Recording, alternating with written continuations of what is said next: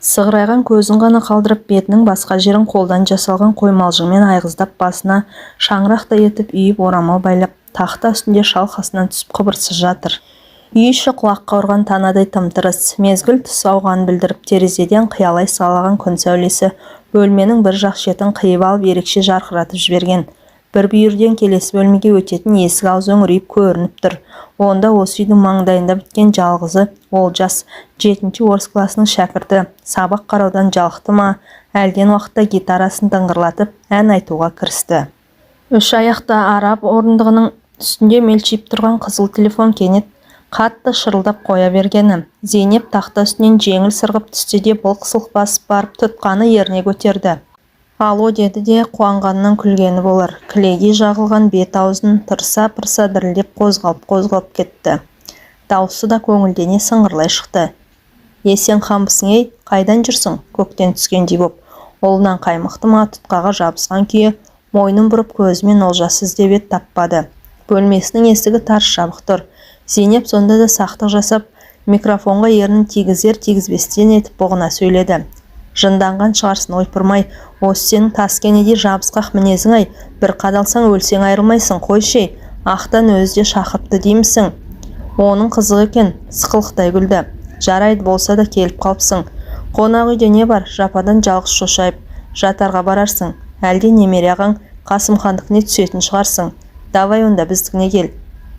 Ол ағаңның жарты өмірі март пен конвертер пештерінің отын кесеумен өтіп жатқанын білмеуші ме едің? Зейнеп тұтқан ұясына қондырып, сәл ойлана кідірген. Сосын ұлының бөлмесі жағына қарап мейірлене дауыстады. Олжасжан, есік ашылып екі беті бұлтиып, өкпе сәлі қайтпаған ұлы көрінді. Не болды, жайшама? Үй жинастыршы күнім. Сабақ пысықтап жатырмын. Өлең мен қалжыңды азайтсаң ғой. Жә, кейін пысықтарсың, қазір үйге қонақ келеді. Ол кім, мама, қандай жақынымыз, мен білем бе? Ол ма? Ол осы үйдің досы ұлым.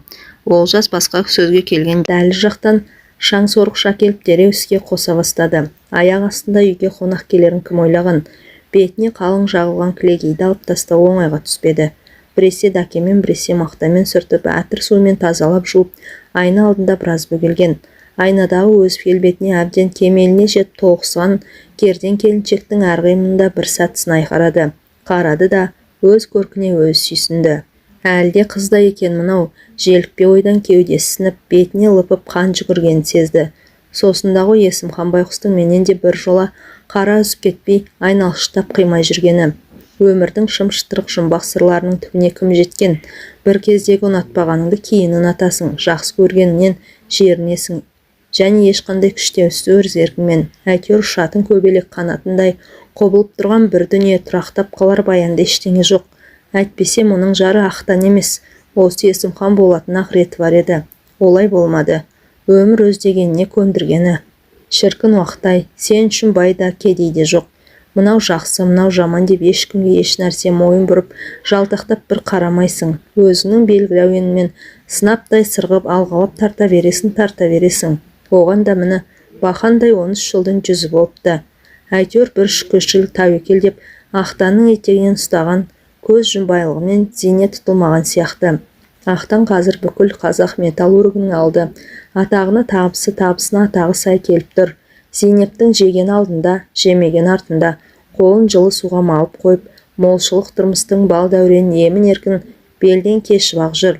Зауыттың бірде қосымша бөлшектер сақтайтын қоймасында, енді бірде химия лабораториясында киіп қашып жұмыс істеп үшеді. Ондай кір тастады. Еш жия тұрмыс түзеле келе, оқу соңына түскендей сыңайы бар. Оқу дегенде жанығын жеп, кітап қарап көз майын тауысып жүрген бұл жоқ. Күйеуінің беделі, қалың қалтасы, оған қоса табиғат берген өзінің оңды келбеті қиналтпай-ақ кешкі мектепті бітірткен. Атағы мен беделіне қызығып теген күйеу осындай болғанда, бой жетіп қыз санатына қосылған кезде алғашқы махаббат сезімін оятқан, өліп шықлап түспесе де бір бүйрегін бұрғызған адамы Есімханнан бір жолата көз жазып қалған. Онымен Алматыға оқуға түсуге барған жолы кездесе кетті.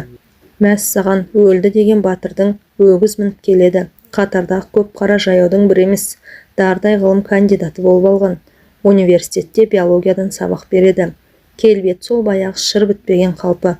қушық жауырын, шибыт бет-аузы шүңкиген шөкімдей бір уыс. Соған қарамастан еріндері қалың дүрдектеу, баяғысынша шаңырақтай қарап өзілдірігін бір тастамайды екен. Әуелгі бетте бірін-бірі тосырқағандай еді.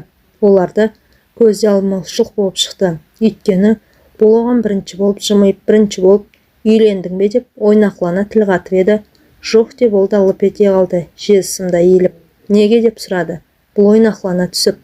Бір рет алданған адам екінші рет алдануға асыға қоймайды, деді Есімхан.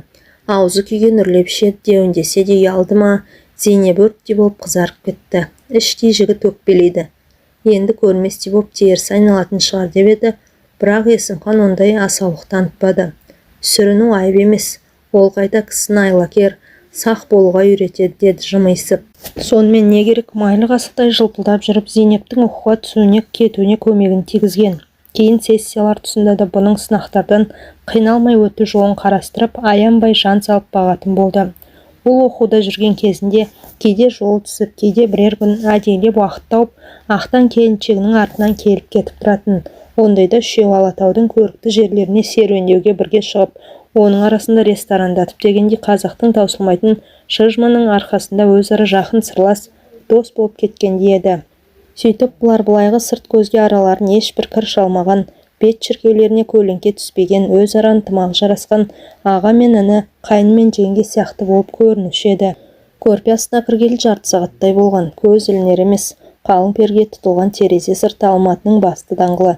Такси, автобус, троллейбус алымына жаңырнағы Пастер көшесі бойынан трамвай бірінен соң бірі дыбыстап, сартылдап, дырылдап, бір дауыс айқын, енді бір дауыс құлағына құмыға жетіп, түйдектелген мазасыздық сарын бір толастар түрі жоқ. Неге екенін белгісіз мана күндіз Есімханның қасынан көрген ұзын бойлы сары жігіт көзіне елестей бергені. Ұзын болғанда тым арықтау, сосын да көзге ұзын сияқты көрінеді. Әсіресе бас бітісі есінде қатты қалып қойыпты. Ат жақтылау, сопақша, беті шекелікке жетер жерінен әрі қарай бас сүйегінің орнына орыстың горшогын кигізіп қойғандай. Өзі елден алап өтендіп насыбай атады екен. Салфетка қиындысына ораған екен.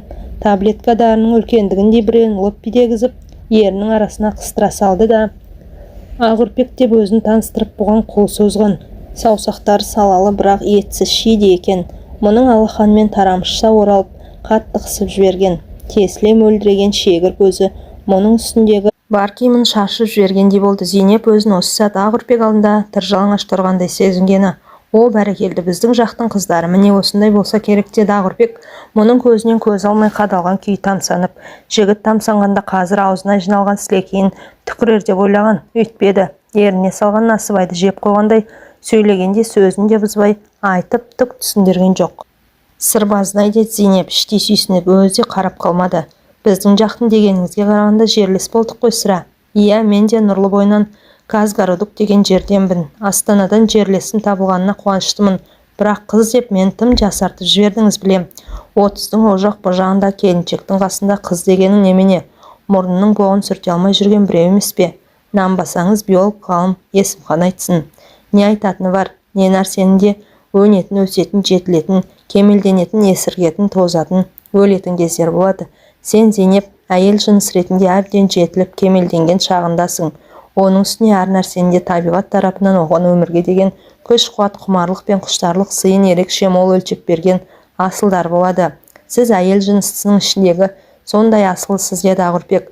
Үсті-басы жермай сасқан жұмысшылар сіздей перизаттың қадірін қайдан білсін? Оларға жұмыстан кейін топтанып арақ ішіп үйге келіп, келесі ауысым кезегіне дейін естен тана қорылап ұйықтаса болды ғой.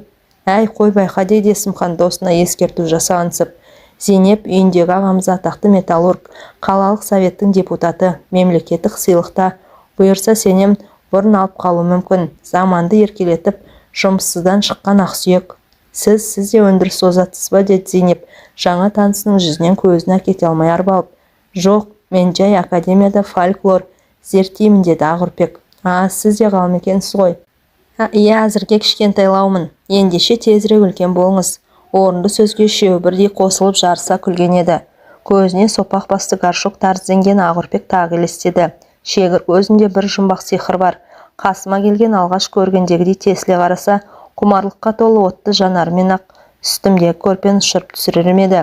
Ар жағында мен, Іш киімсіз жататын әдетім жалаңашпын, қоя тұршы деп айта алмай қалам ба. Бар денесімен тоғырғандай қатты тіркеніп кетті.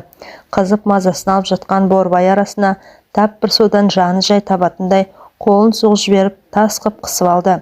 Біреу ақырын тықылдатып есік қағып тұр. Есімхан екен. Аты жөні жоқ, бұл қай жүрсің деген бұл даусы әлденеге дірілдей қалып, сағатқа қарамағанбысың, түнгі 12 ғой. Сағындым сені, сағынып кеттім. Есік ашарда Зейнеп жалаңаш иығына жеңіл халат іле салған еді. Түймеленбеген алды ашық халаттан бардан жарқырай көрініп тұрды. Онысын өзі аңғармады ма, әлде құмарлық шақырсын деп әдейі сөйтті ме екен? Қалай болғанда да Есімхан артық сөз айтпастан Зейнепті керует түсіне құлата салып, екі сан екі ердің арасына бар күшімен қона кетті. Қандай зорсың деді. Құмарлығы бірден басына шапқан Зейнеп ышқынып қап, жігіт иығын қанын шығара қырши тістеп алды. Апай-топай аяқталғасын, олар ес жиғандай демдерін басып біраз үнсіз қалды. Сағындым дедің бе деді Зейнеп бірінші боп тілге келіп, араларында тап бір түк болмағандай жайбарақат сұрай салды. Сен де ақтан, менің жақын достарымсыңдар. Сағынған досты көру үшін уақыттың ерте кеші болмайды. Ендіше басылдың ба? Жоқ, саған деген ынтызарым жаңа ғана өршіп артып келеді. Жарайды, өтірігіңе сенейін. Тек соны айту үшін келдің бе осы қазір жетінің ішінде? Жоқ, саған сақтаған жақсы жаңалығым да бар. Айт, докторлығыма тақырып етіп, Зауза қоңызын алғанмын. Дәлірек айтсақ, орталық Қазақстан аймағындағы Зауза қоңызының тірлігі. Шалқасынан жатқан Зейнеп өз дөсін өзі деп алады. О тоба, қоңыздан басқа жәндік құрып қалған ба жер бетінде? Құртақандай қоңызды тани білген кісіге талай терең сыр жатыр деді. Есімхан желпіне түсіп, ол дегеніңіз ғылыми атақ, машина бедел. Зейнеп сиқырлана күлді.